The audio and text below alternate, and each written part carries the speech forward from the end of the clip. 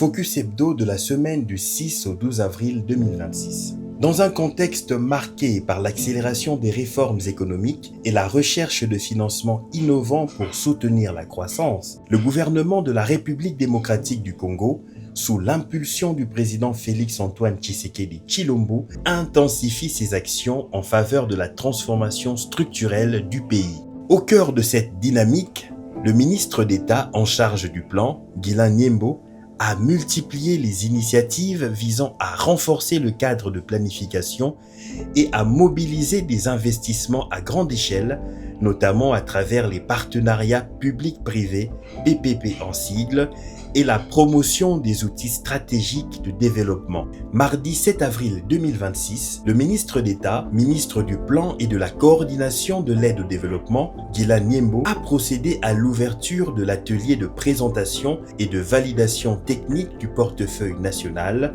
des projets prioritaires en partenariat public-privé, PPP en sigle, ainsi que de l'avant-projet de loi révisé encadrant ce mécanisme. Cette rencontre a réuni plusieurs membres du gouvernement, dont Guy Loando Mboyo, ainsi que des partenaires techniques et financiers. Dans son allocution, le ministre d'État a souligné le rôle stratégique des PPP dans la mobilisation des investissements nécessaires à la mise en œuvre du Plan national stratégique de développement, PNSD en sigle, dont les besoins sont estimés à près de 100 milliards de dollars américains pour la période 2024-2028. Mesdames et messieurs, qu'il me soit permis à ce stade de replacer nos travaux dans le contexte plus large de la vision de développement de notre pays. La République démocratique du Congo s'est inscrite dans une trajectoire de transformation structurelle ambitieuse, porté par le Plan national stratégique de développement, le PNSD, visant notamment à accélérer la diversification de notre économie et à promouvoir des partenariats gagnant-gagnant avec le secteur privé au cœur de notre stratégie de développement. Malgré le contexte sécuritaire difficile à l'est de notre pays et les chocs conjoncturels et structurels qui secouent l'équilibre mondial, notre nation demeure résolument engagée dans une dynamique dont l'ambition est celui d'atteindre les statuts de pays développés à l'horizon 2050. La mise en œuvre de ce plan exige la mobilisation de ressources considérables, estimées à près de 100 milliards de dollars américains, destinés à couvrir l'ensemble de nos besoins en investissement pour la période 2024-2028. Face à cette réalité et au regard des contraintes budgétaires, le partenariat public-privé s'impose comme un levier stratégique incontournable, permettant de mobiliser des financements additionnels ainsi que de l'expertise technologique indispensable au développement de nos infrastructures et de nos services publics. Sur cette note d'engagement collectif, je déclare ouvert les travaux de l'atelier des présentations et des validations du portefeuille national des projets PPP et de l'avant-projet de la loi PPP révisé. Je vous remercie. Prévu sur 2 jours, cet atelier a porté sur 2 outils majeurs. Le portefeuille national des projets PPP prioritaires, conçu comme une réserve de projets structurés et bancables. L'avant-projet de loi révisé visant à renforcer le cadre juridique, simplifier les procédures et sécuriser les investissements. À travers cette initiative, le gouvernement, sous l'impulsion du président de la République, Félix-Antoine Tshisekedi Tshilombo, entend aligner la RDC sur les standards internationaux en matière de partenariat public-privé et renforcer la confiance des investisseurs.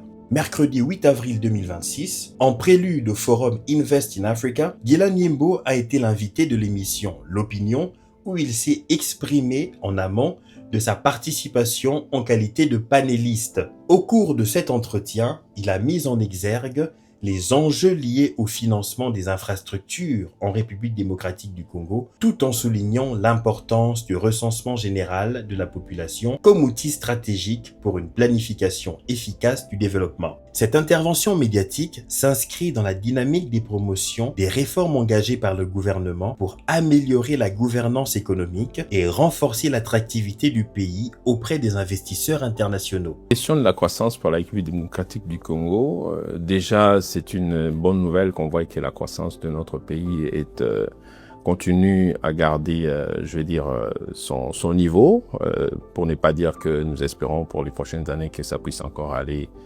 progresser, parce qu'en réalité, nous attendons une croissance par rapport à notre plan national stratégique de développement de 10% pour nous permettre d'atteindre nos objectifs.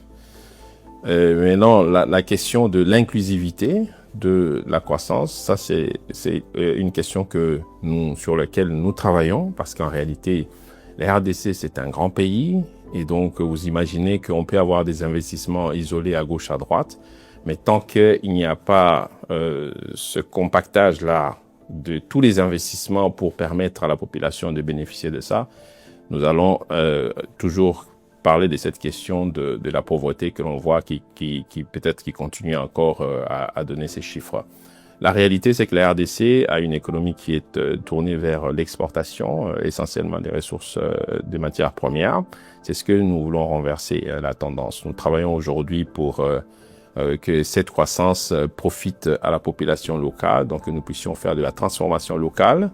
Et voilà pourquoi nous travaillons aujourd'hui sur un écosystème économique intégré autour des provinces et des corridors économiques pour faire en sorte que chaque province soit en réalité un moteur de croissance. Et quand on travaille sur une province, nous avons toutes les données concernant une province, nous pouvons facilement travailler sur l'inclusivité de la croissance par province et donc les corridors qui vont faire l'anneau entre toutes les provinces et au niveau régional.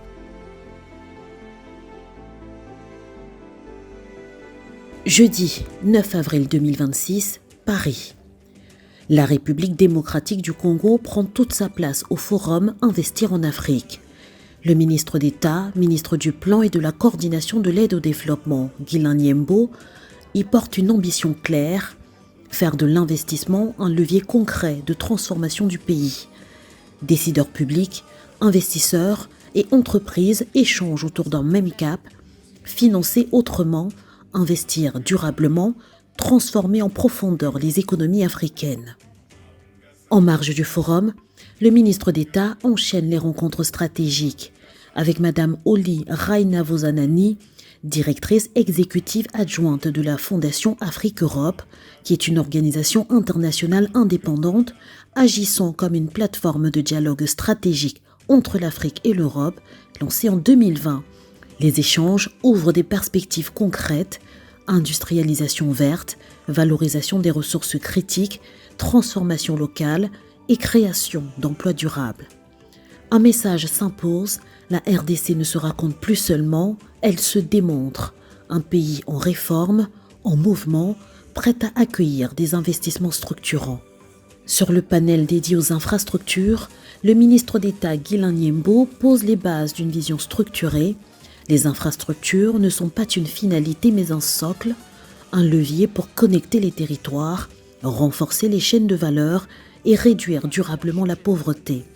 Une ambition affichée, créer de véritables corridors de transformation à l'échelle nationale et envoyer un signal fort aux investisseurs. La RDC se structure, planifie et sécurise ses projets.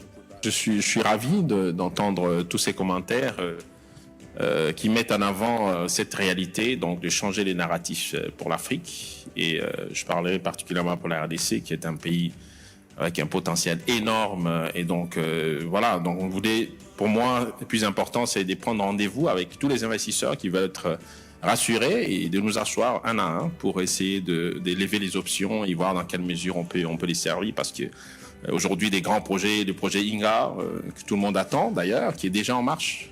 La Banque mondiale a déjà mis la main, donc il y a déjà 1 milliard qui est en cours, un projet sur 10 ans avec 8 millions d'emplois à créer pendant 10 ans. Donc un projet très intéressant et avec un développement des communautés. Encore une fois, l'accent est mis sur l'inclusivité au niveau les plus reculés de la République. Vous avez des gros corridors, l'Obito aujourd'hui est mis en avant aussi avec les Américains. Voilà, donc il y a des grands projets aujourd'hui structurants pour la RDC, mais aussi pour la région et pour le monde. Le couloir vert aujourd'hui lancé, 500 000 km², donc à développer. Et donc, vous avez parlé ici de l'innovation en termes de l'attraction des capitaux, de développer le crédit carbone. Donc, c'est tout dans cet espace-là. Donc, voilà, la RDC, elle est prête, elle se prépare, donc elle veut que les investisseurs puissent venir et nous discutions. Il y a tout à prendre. Merci. Merci.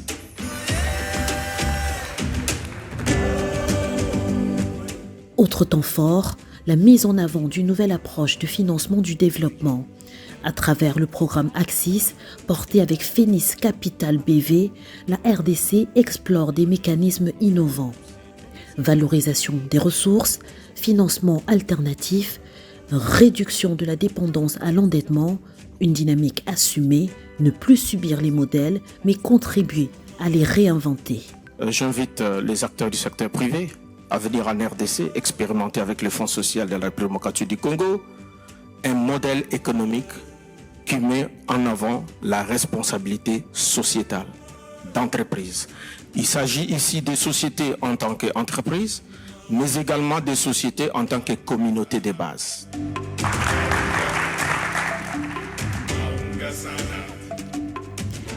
La journée se poursuit avec des échanges ciblés avec Isabelle Moreno, présidente de Ring Capital, un acteur engagé dans le financement à impact.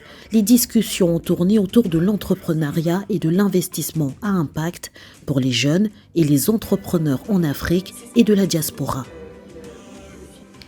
Avec HEC Paris, une des écoles de commerce les plus prestigieuses au monde, Armelle Dufour, directrice des projets stratégiques internationaux à HEC Paris, pour renforcer les capacités, former les talents et accompagner les provinces comme pôle de développement. Avec Rouba Hamadi et Noël Wallabreg, autour d'un projet structurant dans le secteur du mobilier et de l'artisanat africain, projet qui ambitionne de structurer une véritable chaîne de valeur à travers la production, la formation, la certification et l'insertion professionnelle des jeunes et des femmes. China Three Gorges Corporation pour explorer des partenariats dans l'énergie et les infrastructures. Mais aussi avec Emal Partners, un intermédiaire d'opportunités qui connecte projets africains, investisseurs et partenaires européens. À chaque rencontre, une même exigence, transformer les opportunités en projets concrets. Point culminant, la signature d'un protocole d'accord autour du programme Axis.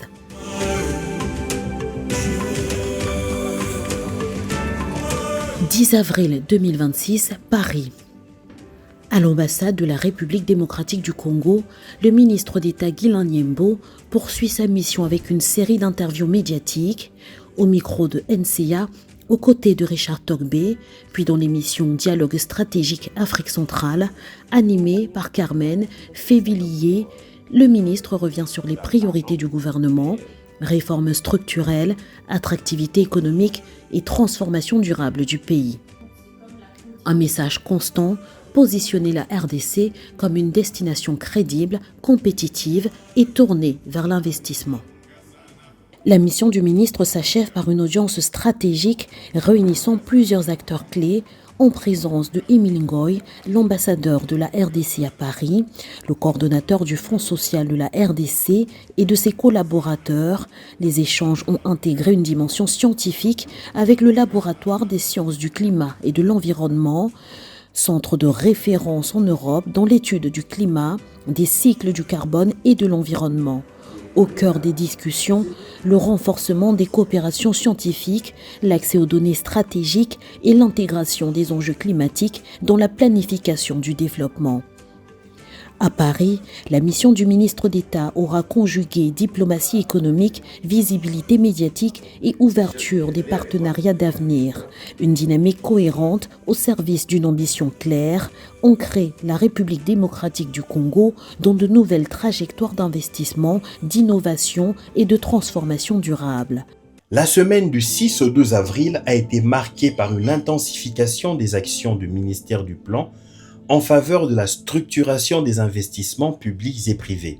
Entre la validation des outils stratégiques liés au PPP et la mobilisation autour des enjeux de financement du développement, ces activités traduisent la volonté du gouvernement de consolider les bases d'une croissance durable et inclusive en RDC. Tous engagés, tous mobilisés pour planifier, pour moderniser et pour transformer des vies.